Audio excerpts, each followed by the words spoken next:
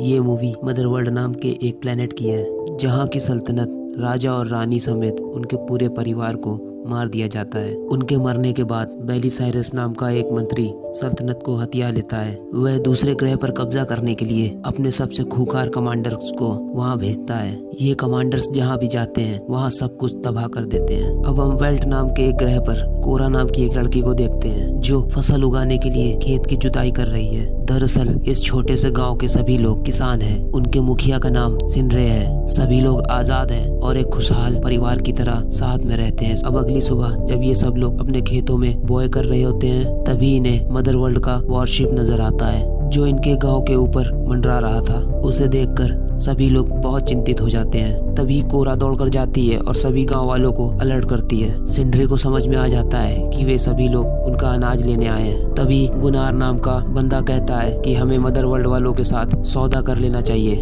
ये लोग हमारी फसल की हमें अच्छी कीमत देंगे। लेकिन गाँव का मुखिया इसके लिए साफ मना कर देता है कि मदर वर्ल्ड के लोग जहाँ भी जाते हैं वहाँ तबाही के सिवा कुछ नहीं बचता। तभी उनके शिप धरती पर लैंड होते हैं। फिर उनका कमांडर एटिकस शिप से बाहर आता है और सिंड्रे से मिलता है। एटिकस कहता है कि हम लोग राजा को मारने वाले बागियों की तलाश में हैं जो हमारे अनाज भंडारों पर छिपकर हमला करते हैं, जिसकी वजह से हमारी सेना कमजोर पड़ रही है। इसीलिए हमें तुम्हारे अनाज की जरूरत है। उसके लिए हम तुम्हें 3 गुना ज्यादा कीमत देंगे। सिंड्रे कहता है कि हमारे पास बस खाने भर का अनाज हो पाता है, इसीलिए हम आपकी कोई मदद नहीं कर सकते। फिर कमांडर गुनार से बात करता है जो फसल की देख रेख करता है। गुनार को लगता है कि मदर वर्ल्ड के लोग उनकी मदद करना चाहते हैं, इसीलिए वो बता देता है कि उनके पास जरूरत से ज्यादा अनाज है। उसके बाद कमांडर अपना हथियार निकालता है और सिंड्रे और उसकी पत्नी को सबके सामने मार देता है। और कमांडर गुनार से कहता है कि अब यहाँ की सारी जमीन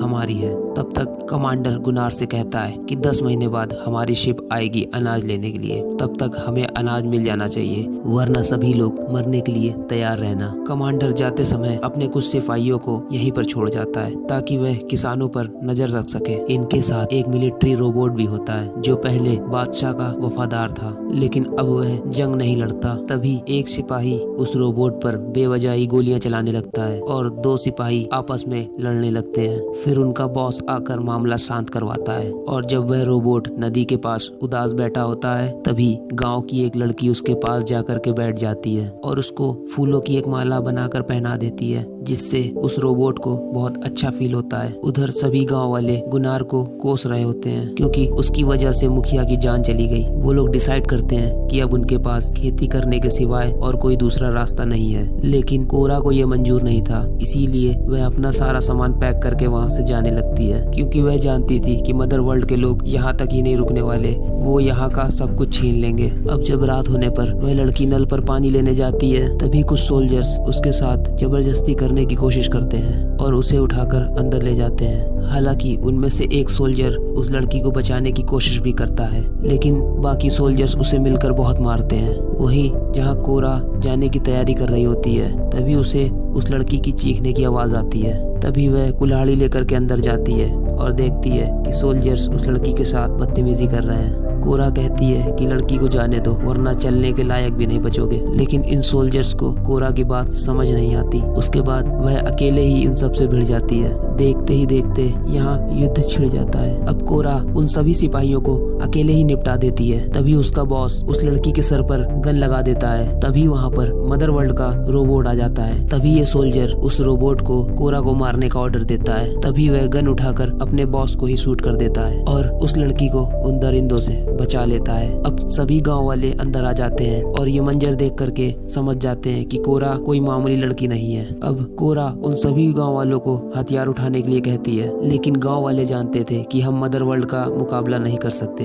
अब कोरा प्लान बनाती है कि हमें बाकियों को इकट्ठा करना होगा जो मदर वर्ल्ड के खिलाफ लड़ना चाहते हैं। तभी गुनार कहता है कि हमने पिछली बार जिसको फसल बेची थी वो बागी थे, मैं उन्हें जानता हूँ, इसीलिए कोरा उसे साथ चलने के लिए कहती है। तभी वो ताऊ कोरा को गन देते हैं जो उन्होंने अभी तक छुपा के रखी थी। अब ये दोनों बागियों को इकट्ठा करने के लिए दूसरे शहर निकल जाते हैं। जब इन्हें चलते चलते रात हो जाती है तब ये लोग आराम करने के लिए एक जगह रुकते हैं।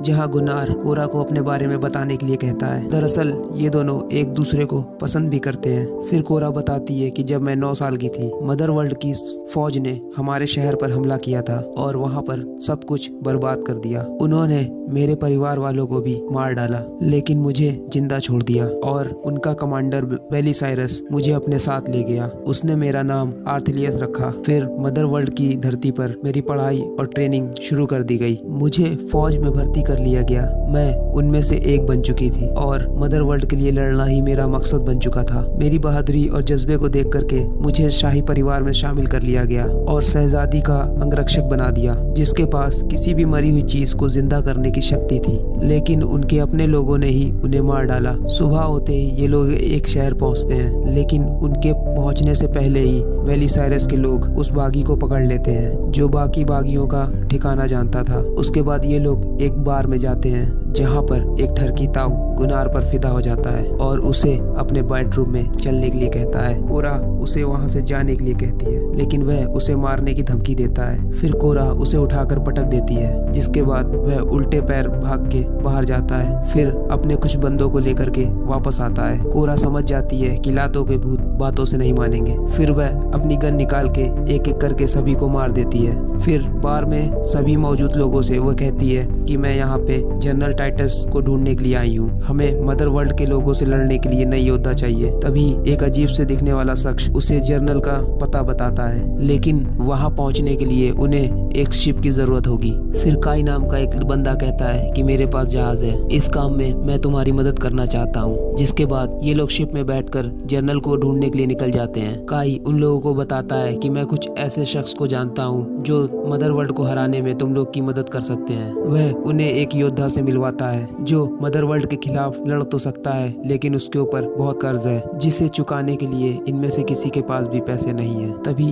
जमींदार एक शर्त रखता है कि अगर वह इस पक्षी को कंट्रोल कर दे तो वह उसे आजाद कर देगा। डेरेक के लिए ये बाएं हाथ का खेल था और कुछ ही समय बाद वह उसकी सवारी करने लगता है। अब वह जमींदार उसको आजाद कर देता है, जिसके बाद उसे ये लोग अपने साथ लेकर दूसरे ग्रह के लिए निकल पड़ते हैं, जहाँ पे इनकी मुलाकात नेमेसिस नाम की एक महिला से होती है जो एक महान तलवारबाज योद्धा है और वह भी मदर वर्ल्ड के खिलाफ लड़ने के लिए मान जाती है। फिर ये लोग जनरल टाइटस की तलाश में दूसरे ग्रह पर जाते हैं जो नशे की हालत में धुत पड़ा था। कोरा उसे नहला धुलाकर होश में लाती है और उसे बताती है कि हम मदर वर्ल्ड से लड़ने के लिए टीम इकट्ठा कर रहे हैं। दरअसल टाइटस ने मदर वर्ल्ड के खिलाफ जंग लड़ी थी, उसमें उसके सभी साथी मारे गए थे, इसीलिए वह उनसे बदला लेना चाहता था। जिसके बाद वह उनके साथ आ जाता है। अब दूसरी तरफ हमें कमांडर एटिकस को दिखाया जाता है, जिसके सामने उस बागी को पेश किया जाता है। अब एटिकस उससे बाकी बागियों का ठिकाना पता करता है और बाद में उसे मार देता है। वहीं दूसरी तरफ कोरा और उसकी टीम उन बागियों से मिलती है जिन्हें गुनार ने अपनी फसल बेची थी। गुनार कहता है कि मुसीबत में हमने तुम्हारी मदद की थी, अब मदर वर्ल्ड से लड़ने में हमें तुम्हारी मदद चाहिए, लेकिन तुम्हें देने के लिए हमारे पास अनाज के सिवाय कुछ भी नहीं है। जिसके बाद डेरियल साथ देने के लिए मान जाता है। अब इनके पास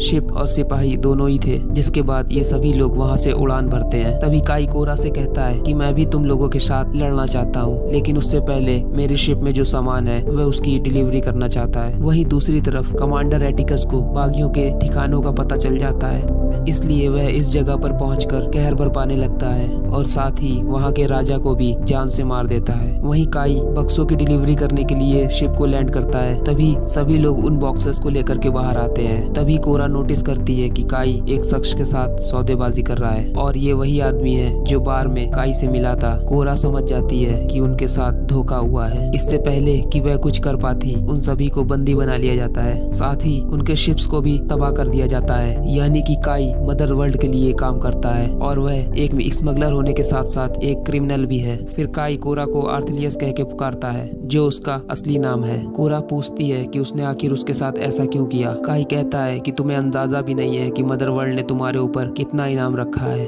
मदर वर्ल्ड ने मेरे साथ भी वही किया जो तुम्हारे साथ किया था। उन्होंने मेरा सब कुछ बर्बाद कर दिया, लेकिन हम उनसे जीत नहीं सकते, इसीलिए मैंने सौदा करना सही समझा। तभी वहाँ पर जनरल एटिकस अपनी फौज फौज के साथ आ जाता है जिसे इन बागियों की लंबे समय से तलाश थी। वह सभी बागियों को एक साथ देखकर बहुत खुश होता है। वह कोरा से कहता है कि तुमने सभी बागियों को यहाँ लाकर मेरा काम आसान कर दिया। संरक्षक मुझे तुम्हारी लाशों का बहुत बड़ा इनाम देंगे। तभी काई गुन्नार को एक गन पकड़ा करके कोरा को मारने के लिए कहता है, लेकिन गुन्नार उसी गन से कोरा को मारने की बजाय उसे आजाद कर देता है, जिसके बाद कमांडर के लोग उस पर गोलियां चलाने लगते हैं। वहीं गुन्नार काई को उसकी ही गन से मार देता है। अब कोरा उन सभी से लड़ते हुए अपने साथियों को आजाद कराती है। इसके बाद सभी लोग अपना अपना हथियार उठा करके उनसे लड़ना शुरू कर देते हैं। इस लड़ाई में कमांडर के बहुत सारे लोग मारे जाते हैं। इससे पहले कि ये लोग यहाँ से भाग पाते, एटिकस के लोग इन सभी शिप्स को उड़ा देते हैं, जिसमें डैरियन के सभी साथी मारे जाते हैं। तभी डैरियन एक भाला लेकर उस पायलट की तरफ दौड़ता है और वह उस भाले को पायलट के सीने में भोंक देता है। इस हमले में डैरियन की भी मौत हो जाती है। उधर कोरा और एटिकस के बीच जबरदस्त लड़ाई चल रही होती है। फिर कोरा एटिकस के दोनों हाथ तोड़ देती है और उसे मारने के बाद उसे नीचे फेंक देती है, जिसके बाद वह सभी लोग अपनी इस जीत को सेलिब्रेट करते हैं। यानी कि कोरा का गांव अब मदर वर्ल्ड से आजाद हो चुका है। लेकिन जंग अभी खत्म नहीं हुई है। जनरल टाइटस कहता है, हमने जो भी किया है वह मदर वर्ल्ड के लिए बहुत बड़ा घाव है। इसके बाद सभी लोग गुन्नार की तारीफ करते हैं, क्योंकि उसकी ही वजह से ये सभी लोग जिंदा हैं। उसके बाद वह सभी लोग अपने ग्रह वर्ल्ड पर पहुंचते हैं, जहां पे गेहूं की लहराती फसल इनका इंतजार कर रही थी। वहीं पर मदर वर्ल्ड का ये रोबोट इनकी फसल की देखरेख करता है। उधर हम एटिकस को देखते हैं, जो अभी भी जिंदा होता है, जिसे मदर वर्ल्ड के लोग अपने साथ ले जाते हैं और वो लोग उसका इलाज करके फिर से उसे जिंदा कर देते हैं। अब उसे मदर वर्ल्ड के संरक्षक वेलिसाइरस के सामने पेश किया जाता है। एटिकस बताता है कि तुम्हारी बेटी कोरा अभी भी जिंदा है और वह बाकियों के साथ मिली हुई है। वेलिसाइरस उसे कहता है कि वह मुझे जिंदा चाहिए, अगर इस बार तुम उसे नहीं ला पाए तो मरने के लिए तैयार रहना। और इसी के साथ मूवी का पहला पार्ट एंड होता है। अगर आपको मूवी अच्छी लगी हो तो मूवी को लाइक करें, चैनल को सब्सक्राइब करें और शेयर करें। थैंक